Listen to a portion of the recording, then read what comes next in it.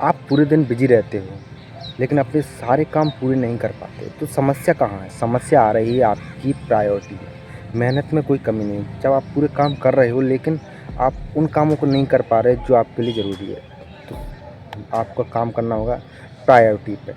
Priority हम कैसे तय करें कि हमारे लिए कौन-सा काम प्राथमिक है, कौन-सा काम हमें पहले करना चाहिए? तो इस काम के लिए एक टेक्निक है जिसका नाम है आइज़नहावर मैट्रिक्स टेक्निक। ये हमें बताती है कि हम अपने कामों को 4 भागों में बाँटते हैं। यह 4 भागों में बाँटते हैं, तो पहले क्वाड्रेंट में हम उन कामों को रखते हैं जो इम्पोर्टेंट हैं और अर्जेंट भी हैं। जैसे कि मान लो कल टेस्ट है तो वो इम्पोर्टेंट और अर्जेंट दोनों हैं।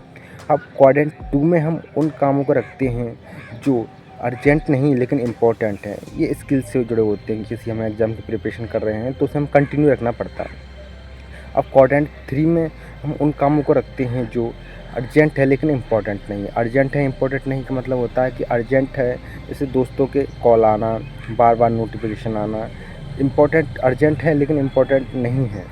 इनसे आपका क्या होता है, फ़ोकस टूटता है। तो चौथे क्वाड्रेंट पे हम उन चीज़ों को रखते हैं जो ना तो इम्पोर्टेंट है, ना ही हमारे जो है अर्जेंट है। ये टाइम वेस्ट वाला ज़ोन है। इसमें टोटली टाइम वेस्ट हो, जैसे कि बेवजह की चैट करना और मोबाइल को स्क्रॉलिंग करते रहना।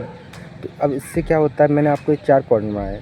अब इन क्वाड्रेंट को क्या करो, आप अपने एक पेज के 4 भाग बनाओ, उसमें अपने जितने भी काम हैं उन क्वाड्रेंट में रखो। उसके बाद आपको मिल जाएगा आपकी प्रायोरिटी क्या है, आप मतलब किस कौन-सा काम आपको पहले करना चाहिए। इससे होगा क्या, जब आप प्रायोरिटी काम कर लेंगे तो इससे आपका क्या होगा, मोटिवेशन बढ़ेगा। अब मोटिवेशन बढ़ेगा, मोटिवेशन बढ़ने से क्या होगा, आपकी प्रोडक्टिविटी बढ़ेगी और स्ट्रेस कम रहेगा। ये आप एक कुछ साइकोलॉजिकल बेनिफिट है। वीडियो अच्छी लगी हो तो लाइक शेयर सब्सक्राइब करें और मुझे बताते भी रहें कि मैं क्या और इम्प्रूव कर सकता हूँ। Thank you.